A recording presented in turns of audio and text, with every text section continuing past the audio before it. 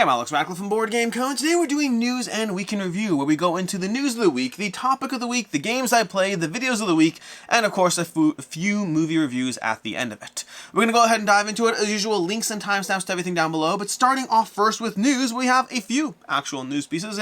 I feel news has been more sparse as of late, but we have some things going on. We have Catan New Energies announced. We have a new version of Catan coming out. This, I believe, designed by Cloudstober. I believe there might, if I recall correctly, I saw somewhere that there are still a few things that Klaus has designed. Klaus, if you don't know, passed away. He's no longer with us, but there are a few things he is still involved with designing of. And so we have Catan New Energies coming to you from Asmodee, I guess nowadays. And there goes the wood for sheep joke. No wood for sheep with this, although Catan will still be around. So there still will always be wood for sheep. We also have over here, and this is an important one, Wonderbow Games, they have Kelp, which is a smashing success on Kickstarter, and along with success comes problems. That's the way life works. So it'd be nice if success just came with success in life, but that's not how it works. Success comes with problems to balance out all the goodness, and one of the problems in this case is a $2 million Kickstarter campaign means that there are a bunch of copies of this game being sold on Amazon that aren't actually Kelp. But that means people will buy something thinking it's Kelp, they'll get something that's inferior in quality, and they are inferior in quality, and then they'll complain about the quality of their game to other people who don't necessarily know that it's not coming to you from Wonderbow Games. So basically, if you're watching this video, don't buy Kelp on Amazon.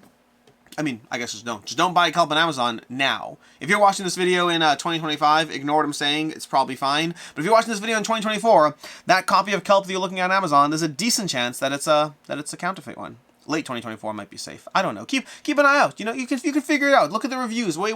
You can just don't buy from Amazon. Don't. Honestly, if you buy from your local game store, not to say you shouldn't buy from Amazon ever. All it's a different conversation for another day. But in this case, you're probably better off just not doing this. So just don't buy Kelp on Amazon right now. It's counterfeit. Also, that's where we are. Anyways, moving on, we have the next one, which is Villainous. Ravensburger announced their new Villainous plans coming up. We have a new core set. There's previously a limited D100 release. They're going to be giving out a new core set, as well as expansions for Star Wars Villainous, which we know nothing about, but there's an expansion for Disney Villainous called Sugar and Spice, featuring Shere Khan from the Jungle Book, and then I assume that's the Spice. And then we have Sugar, which I assume is going to be King Candy from Wreck-It Ralph.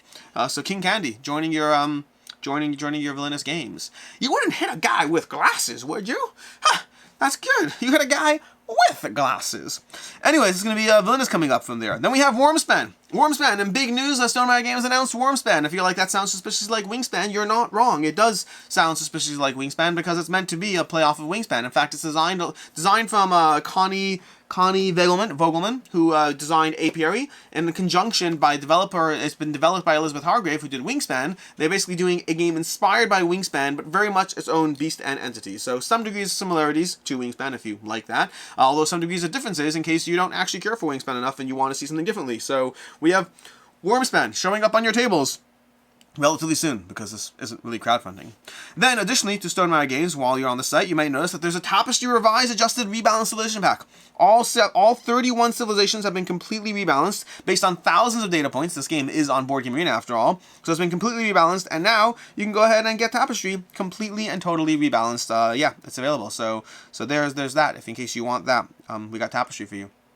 Revised, adjusted, rebalanced. $16 to go ahead and get some new packs. Obviously, if you're enjoying Tapestry just fine till now, you're probably fine. This is for those people who have complaints around the balance and want to know, based on tens of thousands of data points and plays. I mean, the original Tapestry did have a lot of playtesting going on, but there is a big difference between 1,000 playtests and 20,000 playtests. There is a difference, practically speaking, and they have all that data now, so they're able to rebalance and adjust it around that. And then lastly, we have War Story Occupied France coming to you from Osprey Games, from Dave Neal and David Thompson, and art by Quan Chi Moria. I have no interest in this game, just like I had no interest in General Orders World War II. Like, genuinely, both these games I had no interest in. It's the company, the designer, those are the things that have me interested in this. So I am reluctantly, despite myself, interested in yet another World War II themed game, because actually, I don't know if it's World War II, but modern war themed game. But that's going to be War Story Occupied France. I assume I'm interested in this game, despite myself, because General Orders is fantastic. And I'm just not into the theme. I'm not into the theme. I know I say it every single time, but that's because it's true. I'm always like reluctantly going to play it, and then I have such a good time because it's such a good game. General Orders, that is. War Story I haven't played, so I can't comment on that. But that's what we have for your news and week in review. Well, the news section of the week in review, which means it's time to go ahead and hit end on that and go ahead and the recording part. In case you didn't know, I record my screen over here. I record my screen over here, and then I splice them together for that little like pop off split screen, so I can, you know, jump from side to side and all that stuff as we go. It's very advanced editing. It's basically a cheat. It's like allows you to do a little bit of editing to get the result of a lot more editing, which honestly makes sense because I like talking about board games. I like playing board games. I like reviewing board games. I don't like editing board games. That's not my jam. So here we are. Anyways, the topic of the week. Topic of the week is the thing I just did. I don't know, 20 minutes before this video, which is I've really been enjoying recently. I don't know how it's pronounced. I think it's pronounced Les Mills. Les Mills Body Combat. I've really been enjoying that on Oculus, on the Oculus Meta Quest 2, whatever it is. I don't have the new one. I have the Quest 2.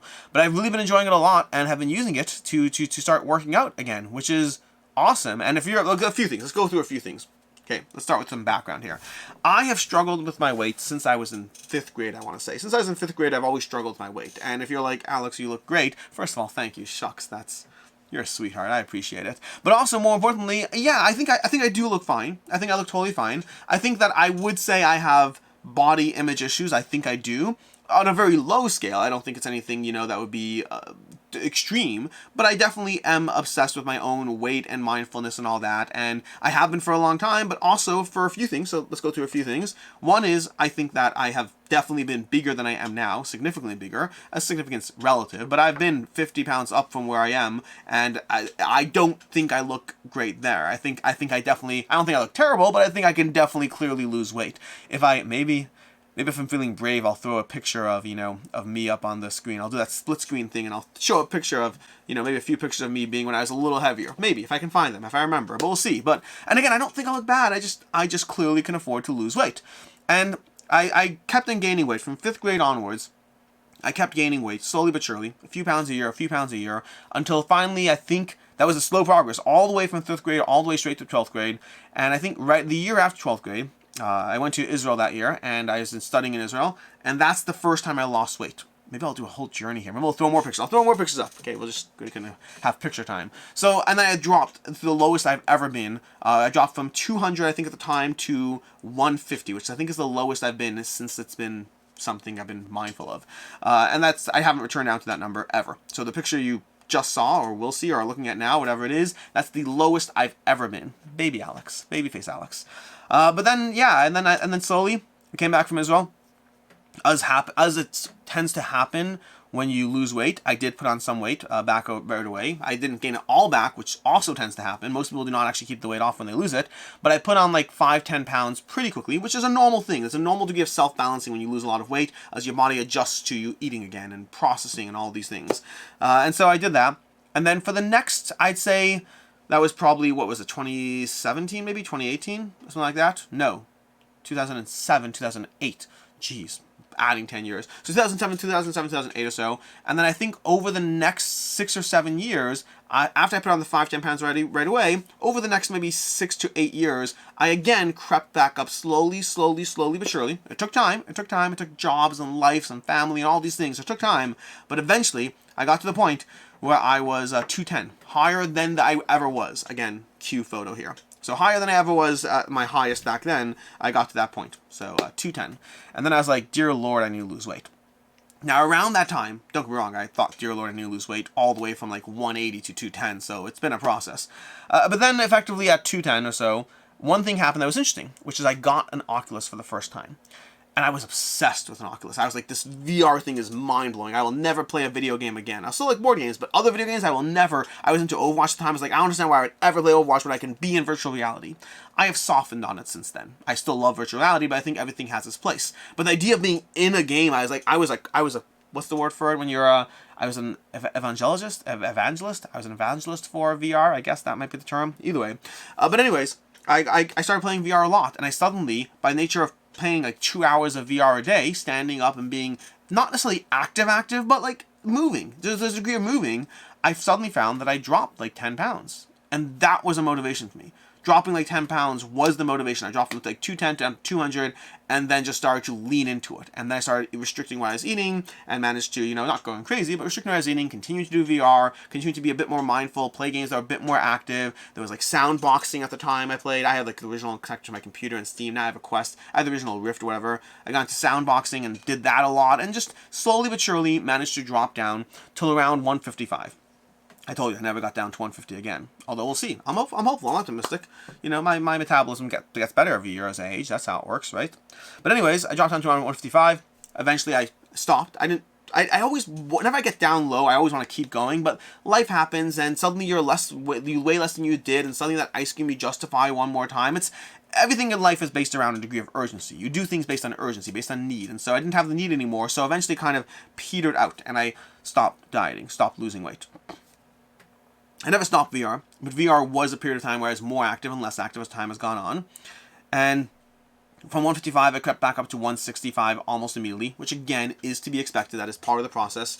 But then I managed to like hold on to that for a few years. And I'd say over the past maybe 3 years or 2 years or so, I have crept up again a bit. So I'm around 175 right now, but I'd say I fluctuate between around 170 and 175. When I hit 175, I push myself a little harder to lose a few pounds. When I get down to like below 170, I'm like, yay, I'm losing weight, and then I put on a few pounds. It's something that I've never not been mindful of. I can pull out my phone and show you my app. I've been tracking my weight, not necessarily daily, but sometimes it's daily, sometimes it's weekly, sometimes I don't go a few months, but for the past like 7 years, I have tracking stats for my weight because I'm mindful of it. And part of the reason I'm mindful of it is because I know myself, and I know that if I'm not mindful of it, I tend to go up. I tend to eat a bit more and work out a little less, and I tend to go up. And part of it is, you know, the fact that your metabolism does not get better as you age. It gets worse as you age. And part of it is I do have body image positivity things. Like, again, I recognize objectively that I am completely fine the way I look. I also think that, like, when I stand up or whatever, like, when I, like, feel like this, like, I just think that I wish this were, like, not this, and, like pulled in. Like, I'm... For me, and when I look at other people, I'm like, you look fine, you look totally fine. But for me, I'm like, no, Alex, you need to drop 20 pounds. That's my own body image positivity issues. But again, thank you for the compliment. I appreciate it. But anyways, that's all a much longer introduction than I planned for the fact that recently what I got is I got Les Mills body workout. And I saw it advertised enough times. There's a few of these apps on Oculus. There's like the Supernatural, there's Box or Fit or something, I don't know what it is, but either way, the one I got is Les Mills body workout, body combat. And the reason I got that one is it looked good. That's the main reason. It reminded me of soundboxing, but for the Quest. And also, some of these other services have a subscription fee. And I don't like subscription fees. I'm willing to put up with them if I know I use it, but I like just not having to deal with that. And so I got Les Mills body combat, and my legs right now are jelly. Like, they are absolute jelly. Now, you have to understand, for context here, I am someone who has been, my old job, we used to have a regular physical fitness trainer who'd come in a few times a week. I engaged for a bit. I don't like working out. I don't. I do like VR working out. I don't like actually working out. But I have actually gone through physical fitness with a trainer. Like, and that's relevant because when I tell you, as a viewer, as somebody who this might be relevant to, might be interested in, when I tell you that I have never in my life felt like I have actually gone through a workout in VR until this app, I'm saying that with the knowledge of what an actual workout feels like. Of the fact that my arms feel weak right now, my legs feel like jelly. Every time I stand up, I'm like, dear Lord, I need to work out more because I'm jumping, I'm squatting, I'm like punching through things in the roof. I'm like doing anything from... It is intense. Now, to be very clear, if you start the app off, it'll guide you through how it works. It'll guide you through light sessions. But I ramped up pretty quickly because the first few sessions were like, this is too easy. This is just like, you know, yay, yay. And the fun thing is they have trainers yelling at you. Well, not yelling, being encouraging. Like, you got this, you can do it. You have problems in your life, you can tackle them, you can overtake them. Lean into that punch, roll your shoulder. They like it really, and you can turn them off if you don't like that. But oh my gosh, I like it. It makes me feel like so motivated by these fictional people who occasionally make quips like, you can yell at me, I can't hear you anyway. Like things like that. There's little quips that occasionally pop on. The Australian, which definitely helps as well. But it's just so good. Like, it's so good. If you are looking, the reason this is the topic of the week, aside from the trip down memory lane, the reason this is the topic of the week is if you are someone who has an Oculus Quest, or would consider getting an Oculus Quest, and do want something like this in your life and question how effective they are, well, first of all, talk to me in a few months and see if I'm still doing it, and or if you see me dropping weight on camera slowly but surely. So I guess that's the real question.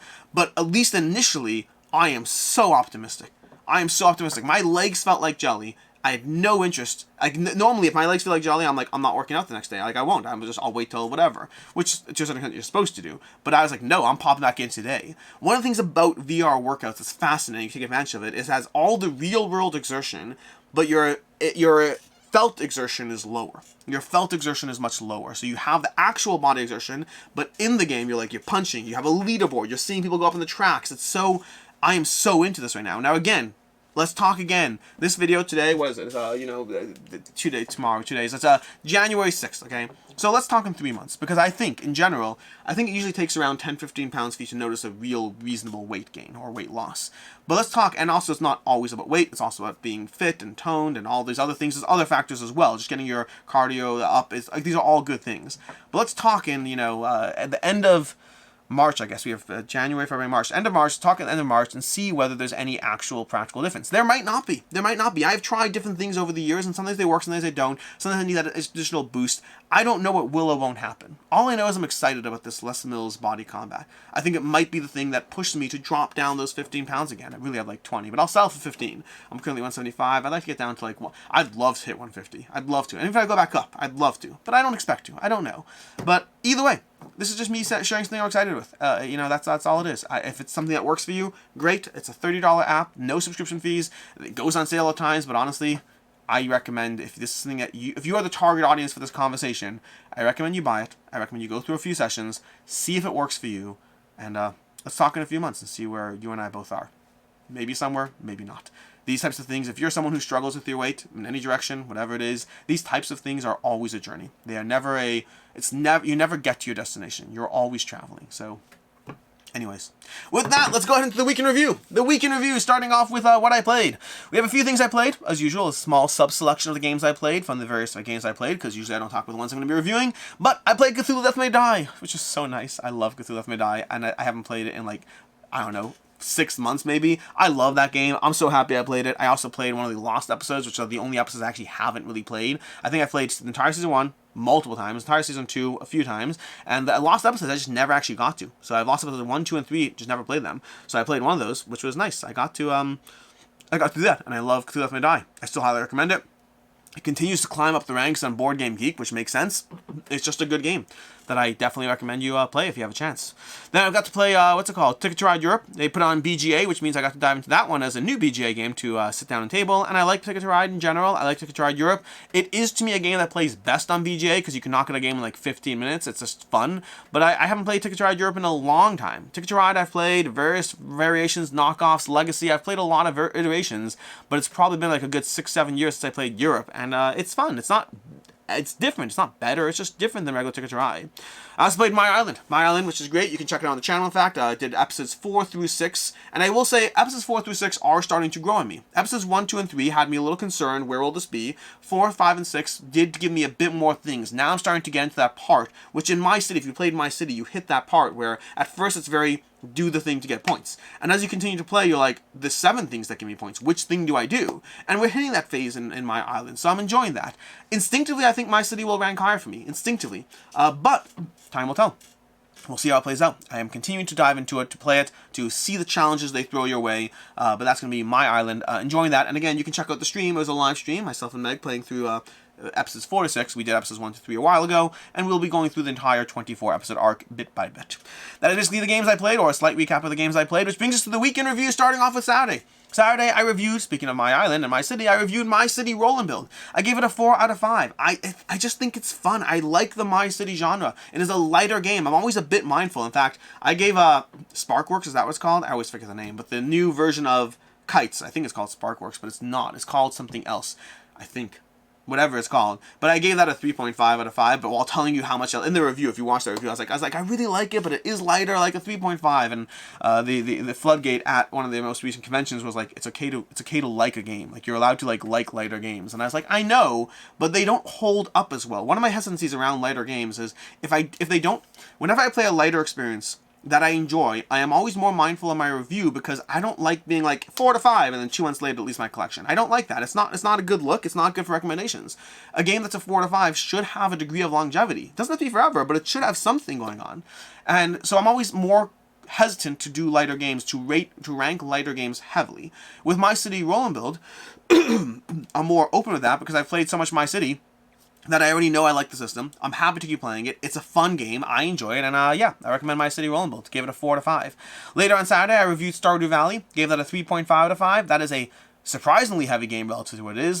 Granted, I should note, we played the first edition of the game. I've never played the second edition. Second edition supposedly has some balancing fixes, which is relevant to the criticisms I gave in my review about some of the difficulty challenges or player scaling they have. But ultimately, I think that at the end of the day, the difficulty is just one facet of it. To me, it's repetitive in the gameplay. I enjoyed Stardew Valley, I had fun with it, but playing it like 3 times was enough for me to see everything I ever need to see from the game. Sunday continues the top 100, did 70 through 61, continuing to dive into those. On Monday, we had top 10, we had upcoming crowdfunding campaigns for the month of January. I wasn't even sure if there would be a video for this, but we had enough to go through, so there was a video for it. That was Monday. Tuesday we had a Maple Valley review going up. These ones are always tricky to review. I never really know, and I say this all the time, but I still don't know how to rate a child game, a kid game, a family game. Do I rate it based on the merits of what it is, or based on my own personal preference? And so usually, I say that, and then I tell you that I think Maple Valley is a fantastic kids game. For me, it's a 3.5, maybe a 4. It's a good game. I like it, but it is still ultimately, the target audience is still a family weight game, and that changes the way I interact with it. But it's a game I actively have suggested to play with my kids, like, which is very different. Like, when I'm looking at games on my kids' shelf, there's the games that I'm willing to play with my kids, and the kids I actively suggest and be like, hey, let's play this week, let's play that this week. And those are just different categories, and Maple Valley is very good. Very well done. Then we had, later on Tuesday, we had Roll to the Top. Another light game that I gave a 4 out of 5. I just have so much fun with Roll to the Top. I'm happy to dive into it. And I think, and I was very clear in my review, the variety of maps enhance the gameplay for me. If it was one map, I think it's too light that I would get bored of it fairly quickly, and I'd be more hesitant to give it that 4. But the combination of how much I enjoy it, with the combination of the variety of maps, I just like Roll to the Top. It's rated a 6.7 on BGG, just so on the same page, just so you know, that's not a great rating. So take into account my rating, take into account the average rating. Also play more than just the basic pyramid map, because that's a little too simple, straightforward. But I do have a surprising amount of fun with Roll to the Top. I give it a 4 out of 5. And then last day on Tuesday, we had Fairies and Magical Creatures. Gave it a 3.5 out of 5. Coming to you from Forbidden Games. I like the game. I have actual criticisms of it, but I still enjoy it. But I gave it a 3.5 out of 5. I don't think it lasts forever, but I think I'm still interested in holding on to it for a few more plays. Then on, that was for Tuesday. Wednesday we had Continue the Top 100 with numbers 60 through 51. And then on Thursday, we had a Valeria Card Kingdoms review. Gave it a 4.5 out of 5. I love that game. It's so much fun. It's so good. Another game that I would be hesitant to give that rating if not for the fact that it's been here for a very, very long time, and it will continue to be here for a very, very long time. Later on Thursday, we did a live stream. This live stream was focused on the 2023 games, which ones I played, general quick thoughts around them, just going through like 400 or 500 quick titles on BGG, just so specifically that when you watch the top games, when you watch the top 10 games of 2023, you have at least a framework of which games weren't even eligible because I just didn't play them. So you should have that knowledge, that framework, because I think that's important information. And the last day on Thursday, we had a review. No, not a review. We had an Agemonia unboxing. That's this bad boy over here, was unboxed on Thursday. I'm very excited to play this game, as evidenced by the fact that it's on my table and it looks so pretty and shiny. I need to back off of Agemonia. Every time I talk about it, I talk about how much I'm excited for it. It might let me down. I haven't played this in 2 years, so like it might let me down, but I remember how much I liked it, and I'm excited to go back to it. So that's gonna be Agemonia. Then that was Thursday. Friday, we continue the top 100 games with 50 through 41. We are down to the top 50 games. We're down to the final list, the final echelon, the final countdown. We are here for it. Hope you're having fun. We're here for it. We're here for it. That is Friday. Then Saturday, today. Today we're going to have a few things going up. We're going to have a review for Blob Party going up, as well as a review for Ex Libris Revised Edition going up on the channel as well. And then we have, next week, a bunch of things. We're going to be continuing the top 100, of course, and we'll also have 2024 campaigns that I'm looking forward to. So this is not specifically January, but just games that I'm excited for in 2024 that will be coming to crowdfunding. So that's going to be Monday's video. And I think next week, not this week, I think next week we're finally going to be back to 2 back, not to back. We've been like a month-long break. It's been too long, but there's just not enough crowdfunding to justify it. So maybe the week after. Although it's worth knowing, Button Shy currently has an active campaign, like the Last Lighthouse, the Something Lighthouse, if you want to check that out, the Lonely Lighthouse, I don't know, the Only Lighthouse, something to do with the Lighthouse, Scott Alms. That's going to be over on Button Shy if you want to check that out, in case that I don't cover 2 back, not to back before that campaign is over. And that is everything we have, which brings us to the games on the table. Games on the table, as usual, these are games I hope to be diving into this week. Agemonia is top of my list. I really want to play it. I really Really want to play it. I really want to play it. We have Evian, which I want to play this one. This is paid coverage, just to be very clear. There will be a paid gameplay of Evian, but also it's a game that I have been very interested in playing, so just I'm willing to talk about that and say both those things. And then Deliverance, which I played once, and I'm in the middle of the rulebook to play it again, and really need to get it tabled. Last week was all Mage Knight all day long. I played a whole... Oh, I didn't even tell you this. Yeah, but I played a lot of Mage Knight. I'm excited. I'm going to be playing some more Mage Knight, and then probably putting out a review of it, because it's been so long in my collection, but that's a different conversation for a different day. But I really want to get some more Deliverance plays in, because I want to play a bit of everything, and I can't. I should do another purge. I should do it. How? I can't. I can't keep purging. I like the games I have. There'll be an end of year purge coming up. Not this week, next week. That's gonna be that's a purge for December. Just whatever. Purges are happening. They will always happen. And with that, let's go ahead and call it. That is your week in review. Until next time, I am Alex Radical from Board Game Co. I hope you have an excellent weekend. Spend time with your friends, your family, your loved ones, your board games, your video games, or you're just pets. Pets too. People have pets. I'm not a pet person, but people are pet people. So enjoy all of those. And until next time, I hope you have a good one. And movie reviews, movie and TV reviews. So first of all, the fast one's going to be A Murder at the End of the World. I watched A Murder at the End of the World, or I started A Murder at the End of the World on Hulu, based on a recommendation I saw on Facebook about how good it was. And to give credit, I do watch this stuff, in case you're wondering about my time management. Any of these movie reviews, 99% of the movie or TV reviews I give you are based on watching it in the background. I do not have time for family, Board Game Co., Game Found, playing games, video games. I don't have time for everything. So movie and video reviews are almost always in the background.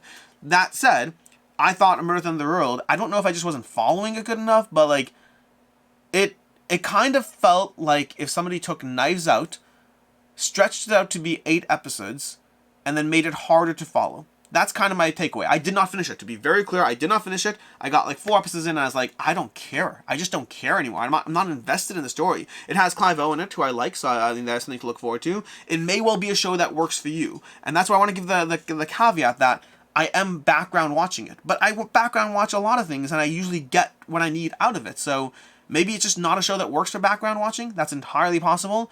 But ultimately, A Murder at the End of the World, my review of it didn't work for me while background watching it. That's my review of it, because I stopped 4 episodes in. I just didn't care anymore. I was like, a bunch of characters are going on. That person's done that. This person's done that. That person is really that, and I just don't care. I just don't care. That's where I was. So take what you want from that. Then a slightly longer review, Rebel Moon. Rebel Moon. I watched Rebel Moon. Zack Snyder's Rebel Moon. Again, background watching. I can't tell how I feel about Zack Snyder. Like, I've enjoyed some of his work, and I thought some of his work was, just all action, no story. But, like, Rebel Moon was interesting. I'm definitely not as harsh on it as the general critic consensus. I'm probably somewhere in the audience realm. I thought there were enjoyable aspects to it. I think he leans way too hard into, like, slow-mo shots and a very particular dark, gritty, like, panning style. Like, it's very interesting. His shooting style is very identifiable. But, like, I don't know. I thought Rebel Moon had... Again, light spoilers. I should probably always tell you this part. Light spoilers are always possible. And I'm not going to give... I don't do heavy spoilers. I do light spoilers. But Rebel Moon, the basic idea of it is there's a moon that starts rebelling against, whatever the version of the Empire is. That people keep comparing it to Star Wars. It has that vibe. So whatever the version of Star Wars is, this moon is rebelling against the Empire thingy. And you have all these individual... The entire part one. The entire storyline is kind of based around these people finding these various heroes to join this rebellion. But it didn't feel like it had a real strong reason around why any of it was happening. It didn't feel like there was a, yay, something terrible happened and the galaxy's joining up. It just literally felt like you kind of went on this weird recruitment path to find a bunch of heroes that will join your rebellion, but none of it really made sense to me. So the storyline kind of felt lacking. Then there were a whole bunch of random things that happened throughout it that just felt like either a little over the top in terms of the performance, but I don't mind that. I can lean into over the top. Like, there are definite parts that just like, okay, come on. Like, just like, there's the acting, like the classic, let's shoot the guy 17 times, but he's still going to get in the final kill. There's the Deus Ex Machina aspect of certain things lining up perfectly for things to happen. Like, it felt cheesy. It did feel cheesy. There's no question about that. But ultimately, I didn't buy into the storyline. I did have fun watching it. So, mostly. Like, some parts were just felt out of place. I would say the entire thing felt like a bad story, but I enjoyed 70% of it. Does that make sense? Is that a good review? There we go. So, it didn't. It felt like a bad story that was still 70% enjoyable and 30% kind of like, what? Like, why? Whatever. That's kind of my review of Rebel Moon. So, I don't know. If you liked it, great. If you didn't like it, that's totally fine. It's a weird movie. It's a weird movie. Anyways, that's Rebel Moon, which brings us to the awesome one. Ready for the awesome one? The Great. I've been holding off on this one until I finished it, but I finally finished all 3 seasons. There will not be a 4th of The Great over on Hulu. Phenomenal show. It's ridiculously inappropriate. I should warn you. If you don't like inappropriate things, this is not your jam. Ridiculously over the top inappropriate. But oh my gosh, Nicholas Hoult is amazing. His performances, everything about him is amazing. But The Great is such a good show. It follows the story of Catherine the Great, who basically the very short version. This is all history. Now, I'm gonna keep it all interesting for you. It follows the story of Catherine the Great, who basically has an arranged marriage to Peter, who's, Peter not the Great, technically, because his father's Peter the Great, he's just Peter, whatever. But anyways, was it Peter? I think it was Peter. I watched 3 seasons, you'd think I'd know the name, but I think it was Peter. Anyways, ultimately it follows the story of an arranged marriage, and then how things develop from there. It is loosely based on historical events, meaning there are moments throughout the show that reference actual history, and then there are things that are made up for the sake of the whole story happening, but ultimately, wow, what a good show. And I think it ended. I don't know if they knew it was ending, but it ended well at the end of season 3. So if they knew it was ending, great. Or maybe they left it open because they weren't sure. But how it ended off on a nice little wrap it up in a package. So you're not gonna be left on a cliffhanger. You will get a resolved story. It could have kept going, but you'll get a resolved enough story. But I loved The Great. I think it's a phenomenal show, and I highly, highly recommend it. And that is your week in review. Until next time, I'm Alex Radcliffe from Board Game Co. I appreciate all of you being here, and as always, I hope you have a good one.